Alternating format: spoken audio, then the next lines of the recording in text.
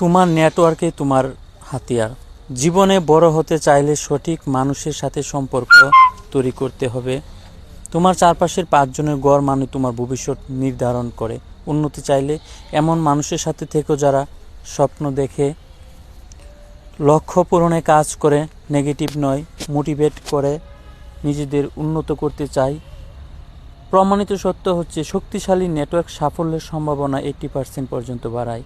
যে মানুষ তোমাকে এগিয়ে দেয় তারাই তোমার প্রকৃত সম্পদ। তুমি চাইলে প্রতিদিন এভাবে নতুন তথ্যভিত্তিক মোটিভেশন জেনে তুমি তোমার জীবনকে সফলতা অর্জন করতে পারো।